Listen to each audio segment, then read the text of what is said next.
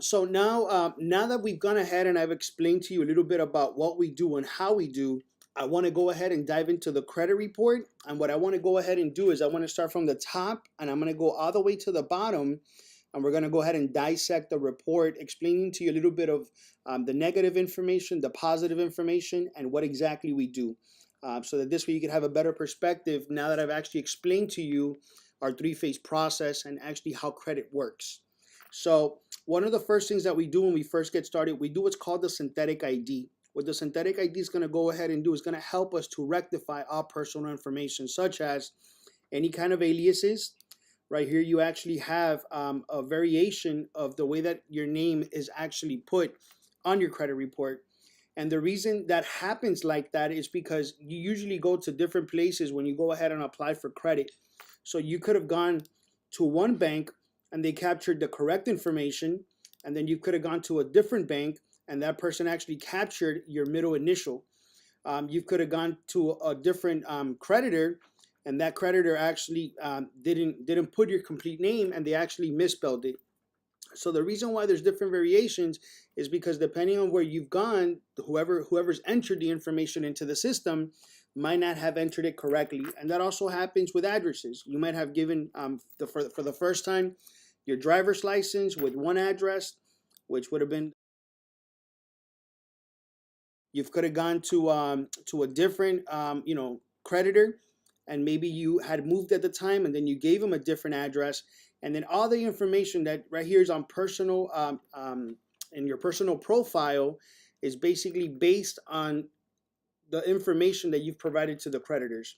So what the synthetic ID is going to do is going to help us to rectify all this to make sure that everything is uniform and we have the precise information, so that this way you could have a better possibility of the negative information being deleted. Now, coming a little bit down, remember what I explained to you with regards to the mixture of credit? A mixture of credit falls into three categories. We have real estate, we have revolving, and we also have installments. In this particular case, it looks like you don't have any real estate, which you did mention that that is one of your goals. You want to go ahead and buy a home. When it comes to revolving, these are actually credit cards, secured or unsecured credit cards. We have a different variation here, which it shows on Experian we have two, Equifax has one, and TransUnion we have two. So we need to look into that. Another thing too, we also have installments. Installments are term accounts, right? Such as student loans, car loans, anything that has a term, but it's with the exclusion of a mortgage, a 5-year loan, that type of stuff. We also have derogatory information, which in this particular case, we have a few inquiries. Inquiries actually account, like I said before, for 10% of your overall credit health. Now, a healthy amount to have also is try to stay in between 6 to 8 inquiries. In this particular case, you actually have 6 and you have 8 in this bureau, which is actually Equifax. So right now, you don't want to apply for anything else unless you know you're going to get approved or it's something that we're suggesting to you. Now, we also have public records. Public records, it could be, a bankruptcy, it could be a judgment, it could be a tax lien, a state lien, those type of things, a child support, which you have none. We also have collections. This is one of the accounts, obviously, that we're going to be challenging and disputing. So in this particular case, you have one collection all across the board, current delinquencies, and we have prior delinquencies, which we're obviously going to see the type of accounts that those are. Here's more information on the public records, confirming that you have nothing, you have 0. We have inquiries, and also depending on the creditor, they're going to run a different bureau, or they could run all 3, depending on the type of loan or the creditor that you're dealing with. So, and like I said before, a healthy amount to have is from 6 to 8 in the last 2 years.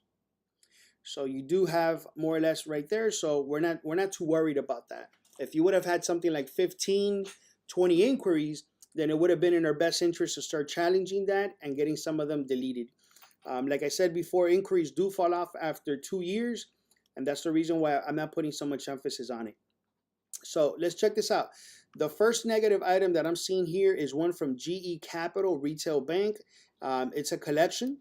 Now, one of the things that I'm actually going to be looking for as part of me identifying what a negative item is I'm going to be looking for certain characteristics. Off the jump, this account, it already tells you that it's a collection. So I do know without a shadow of a doubt that is a collection. If this would not have said collection and it probably didn't say, it just maybe gave me a name, then I'm going to look for certain identifiers. One of the identifiers is that I'm looking for is actually payment status. The payment status, sometimes it might tell you that it's past due. I'm also looking at comments. In regards to the comments, if you have something that says account under investigation, which in this particular case, dispute resolved, customer disagrees. In that particular case, that's also an identifier that also states that the account is obviously negative. You might have other comments such as account was 120 days past due, 30 days past due, something along the lines. And also we're looking at history.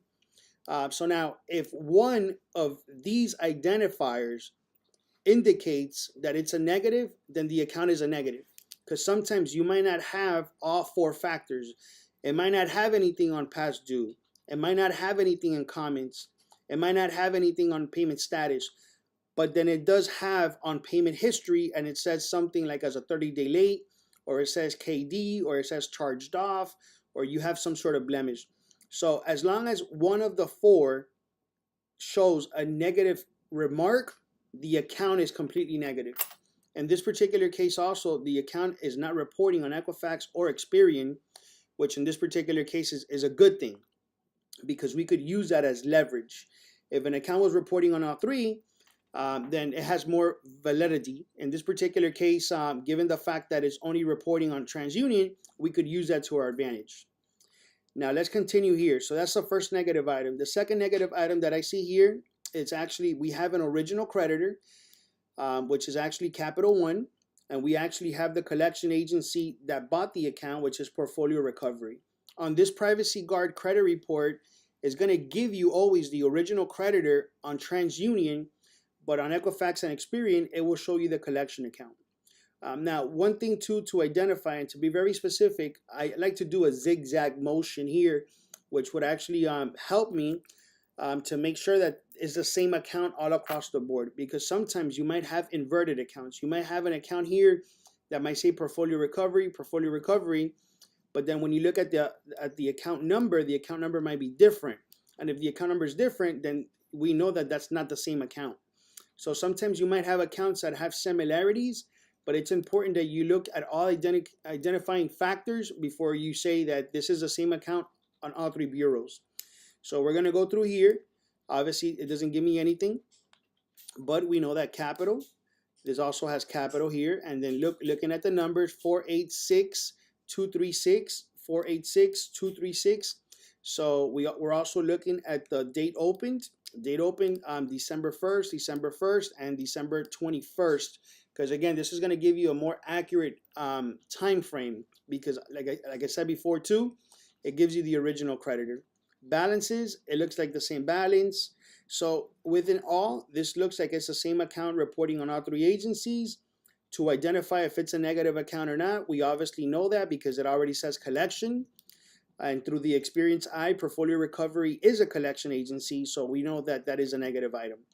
Like I said before here, looking at the past due, it's another indicator that the account is negative. Like I said before, it might not report on some of them, but as long as it's already showing you that from one identifier, then the whole account is obviously negative. We also have payment status. The payment status, seriously past due date, assigned to an attorney, collection. Was 120 days late.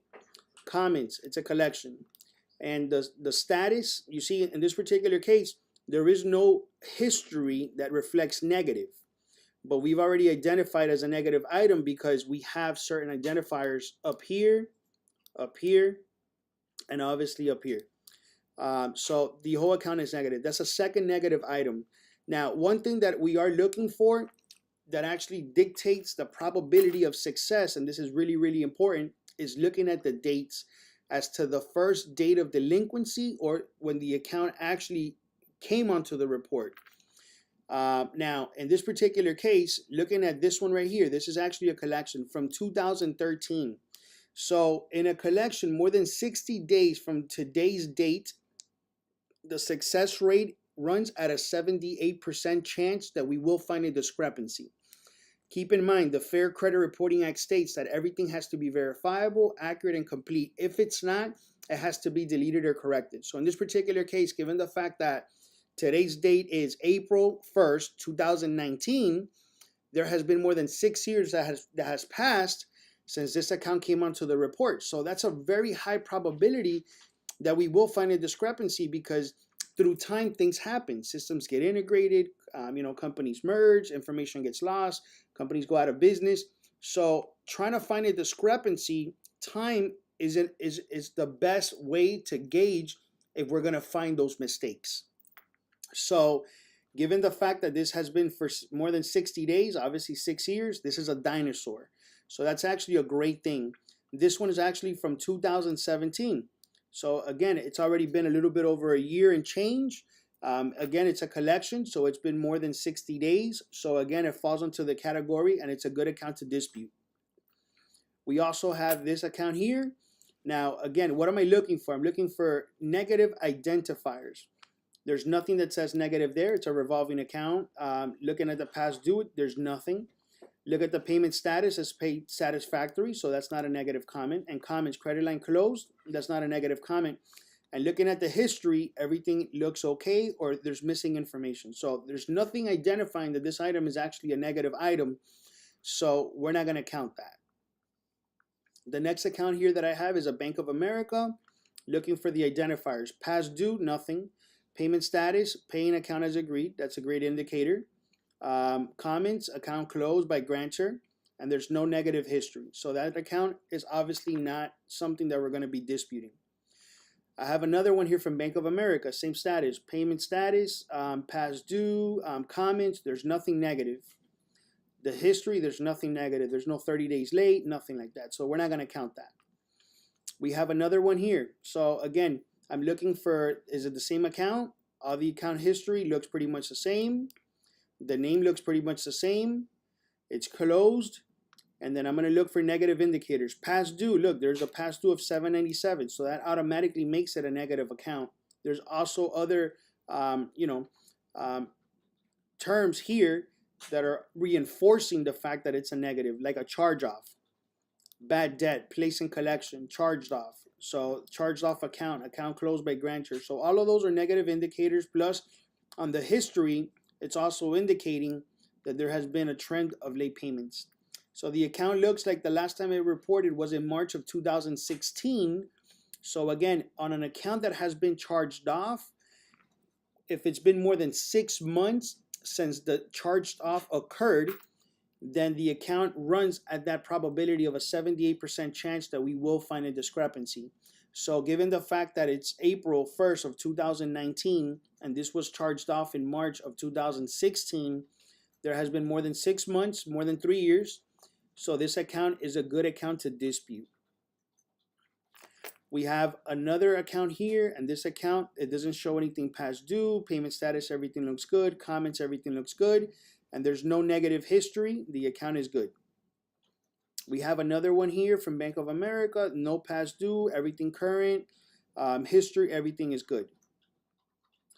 Okay, so now we have another account here. This is from Chase, past due amount, $2,000. So automatically this account is a negative item. It also confirms here that it was a charged off. It was placed in bad debt. It did go into collections. So that's a bad account to have. And even it confirms it here on the history that we have 30, 60, 90, and the KDs are actually the charge off date. So this again was from April of 2016. This was charged off. So again, this is April 1st of 2019. So there has been more than 3 years. So again, more than 6 months on a charge off. The account is good to dispute. We have another account here. This is from Chase. Past due, everything is good. Pay satisfactory, paid account closed. And looking at the history, there is no 30-day lates. There's no 90s. So that account is a good account in standing. So we're not going to dispute that. And I have here another account, which is from Chase. Past due, nothing. Paid satisfactory. Paying account as agreed. Looking at the history, there's nothing 30-day late, so everything looks good. So that's not a negative item. And then look at this one. So now here we have a past due account. It says 0. But look at the payment status. Payment status says paid, but was 60 days past due. So that automatically qualifies it as a negative item.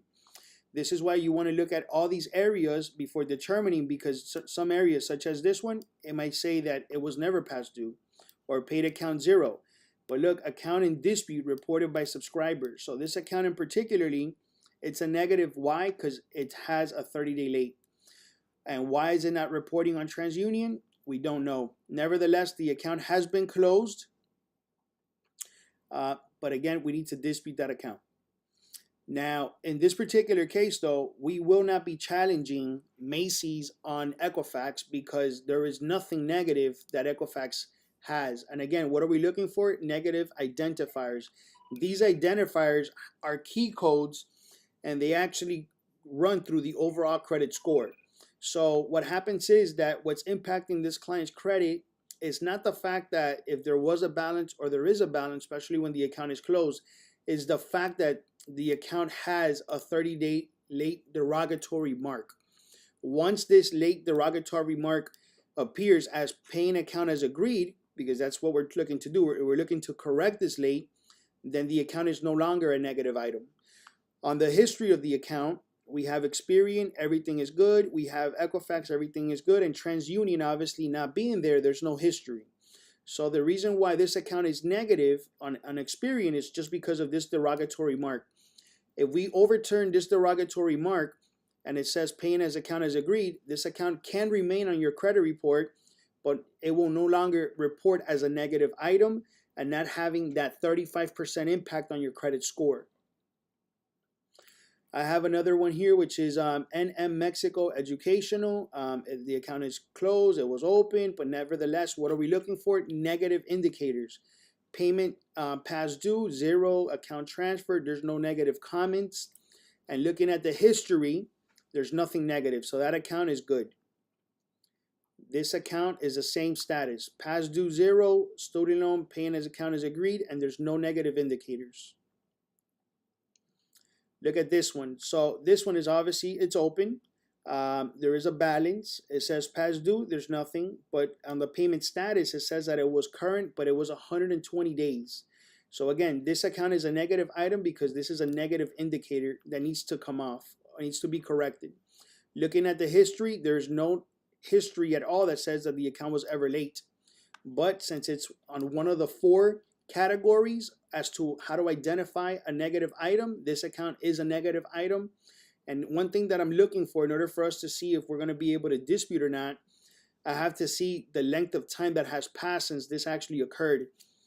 And since we are in April 1st of 2019, and the last time I reported was in May of 2018, on an account with a late payment, we're looking for more than 6 months from the date of the last delinquency, which is the last late payment. And that means that it's been more than a year. So that account is good to dispute. It falls into the 78% success. Look at this one. This is another negative item, same story. And looking at the length of time that has passed since May of 2018, it has been more than a year, which qualifies. This is another negative item. And this is very interesting because, as a matter of fact, Portfolio Recovery, it's a collection agency. There's no balance. And why is it a negative? Nevertheless, it's a collection, but this is actually a paid collection. Keep this in mind. On a negative item, if the account is already closed, even if you pay it off, the account will remain on your credit report. What's impacting your scores is not the balance, it's the information. The fact that Portfolio Recovery and the word collection and all of this right here, paid, but was a collection account, all of these are negative indicators, and those have an impact on your overall credit score. So what we want to do is not really focus on the balance or trying to pay these balances off. What we really want to do is focus on the information on how it's being reported. And if we are able to find a discrepancy, and if we are able to remove the account from your credit report, would you still want to pay it? Well, that answer is up to you. But obviously, we're here trying to save you as much money as possible. So in this particular case, it would have been best if you would have just left it to us. I don't know what the total balance, well, based on what this is saying, is 645. Maybe we would have been able to save you some money here. And also the fact that it's not being reported on TransUnion, we could leverage that so that when we start challenging this account, we could obviously have a better success rate, given the fact that it's not being reported on TransUnion. One more thing, and I wanted to go ahead and ask you, because I'm seeing here consumer disagrees. When I usually see an indicator like this usually means that there has been a dispute already initiated.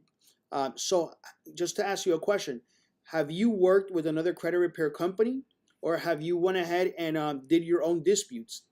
And the reason why I'm actually bringing that up is because, as a credit repair company, we want to make sure that we're not doing double disputes.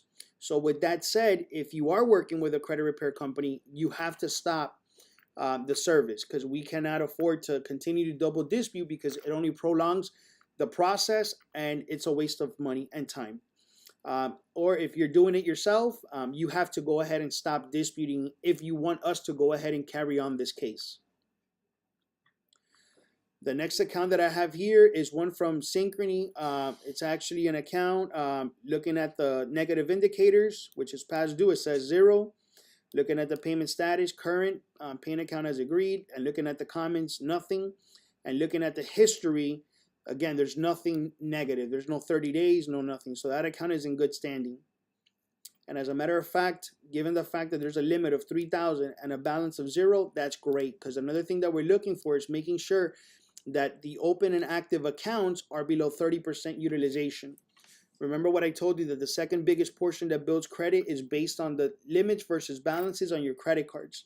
So in this particular case, if you've had this account already for a few years, it's also in your best interest to continue to ask the creditor on a period of 4 to 6 months to give you a line increase. Now, different creditors work different.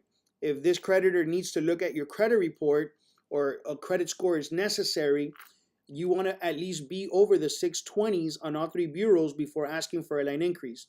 If they're not going to go ahead and request for them to run your credit, and they're doing it based on history, and in this case you've had excellent history with them because you don't have anything negative, then they could give you a line increase.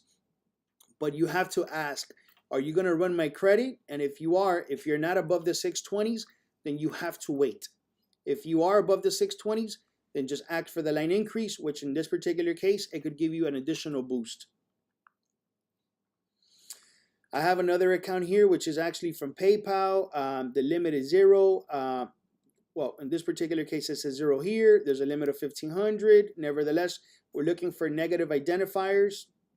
This is obviously an original creditor. It's not a collection agency, so we're not even looking at that. Let's look at the payment due, past due, which is 0, 0. Look at the payment status, paid satisfactory, paying as account as agreed. Looking at comments, paying as account. Again, there's nothing negative, and looking at the history, everything looks okay. So we're not going to dispute that. This is obviously an original creditor, which is Walmart. The balance is 0. And what happens in this particular case, having an account that's gone into a charge-off status, which in this account, the account was charged off. What that really means is that after 180 days, which is 6 months of them not being able to collect payments, the account gets charged off. And really what that means is that it's going to go through a process of what's called profits and loss. The profits and loss is basically every creditor has to declare taxes. And if they lent you $670 or $800 and they were not able to collect, they're not going to want to pay taxes on money they didn't collect. So what happens is that the state gives the creditor a tax deduction on the amount of money they were not able to collect. That's what the charge-off means, which is basically through the profits and loss. Now, looking at right here at the negative indicators, even though there's no past due, but the payment status says charge-off. Charge-off is bad debt. So all of these negative indicators are showing that this account is a bad account. So, and now looking at the dates, this one was actually charged off in October of 2013. So it's been more than 6 years. So that account, we can go ahead and dispute it. We also have here, which is, this is another account from TD Auto Finance. It's open, 73 months. Looking at the negative indicators, past due, 0. Payment status, current, comments, they're all good. Looking at the payment history, everything looks great. So that's not an account that we're going to dispute. Toyota Motor Credit, past due, nothing. Payment status, paying as agreed. Paid account zero balance with regards to the comments, and there is no negative indicators on the history. So that account is a good account. We're not going to dispute it. And that's actually an installment account. We have the next one here, which is an auto loan. And again, looking at the payment status, zero. Paid satisfactory. Paying account as agreed. Looking at the history, everything is good. Everything says okay. So there's nothing negative on that account. We have a USAA Federal Savings, past due, zero. Paying account satisfactory. No negative history. That account is good. We have another one here, which is, it says revolving, which is obviously an indicator that it's a credit card. The account is open. The balance is zero, so you're doing a phenomenal job, and the limit is $2,500, which is great because you're way below the 30% utilization. Looking if it's a negative or a positive, I'm looking at the payment past due. There's nothing. Payment status, current. Paying as agreed. Comments. Account was in dispute, now resolved. But again, there is nothing negative on this item, and it's below 30%. And this is a credit card, so that's great. And again, if you've had the account open for a very long time, you should ask to see if you could get a line increase if credit is not a factor. And if it is, you have to wait above the 620s. This is another credit card from Wells Fargo. But again, we do have a balance. We have a past due balance. The account was already charged off. And look, it went through profits and loss, which is the same indicator as a charge-off. And KDs actually indicate, a KD means that that's the date that it was actually charged off. So again, this is a negative item, and I don't want you to go ahead and to get into any kind of conversation with Wells Fargo of paying this off, because like I said before, even if you pay that off, it will say paid for less than the full balance, or paid in zero, or whatever settlement that you did, but the information will remain. This account will remain on your credit report. What we want to do is not focus on the balance, focus on the information. And if we're able to delete this account from your credit, then it's up to you if you want to pay that after. So now we have the first credit score. We have a 648 on Equifax. No. All right, so given the fact that you don't have any questions, I'm going to go ahead and give you the next steps. Based on the length of time that has passed, if we go ahead and challenge these 8 items falling at the 78% success rate, forget about the 78, let's lowball it. Let's talk about a 50% rate with regards to finding discrepancies. So if in the next 60 to 90 days, if we're able to go ahead and delete half of these negative items, which is 50%, 4 of these negative items, you could be looking at a potential increase of anywhere from 45 to 55 points, which is obviously great. And being the fact that you're a little bit above the 620s, close to the 620s on TransUnion, another 45 points will put you at the mid 600s, close to the 680s. Keep in mind that good credit starts at the 680s. So in this particular case, that's exactly where I would like for you to go ahead and be. Now, in order for you to go ahead and achieve credit scores above the 720s, like I said before, there's a few things that you can do. First off, you could ask for a line increase on your existing credit cards, which would give you an additional boost anywhere from 25 to 35 points. By deleting the negative accounts, let's say half of them in a sense, that would also run you another 45 points. If you have somebody that could add you as an authorized user on one of their credit cards, that could potentially go ahead and also give you an additional 25 to 35 points. Keep in mind that that credit card has to be below 30% utilization, and it can't have any late payments.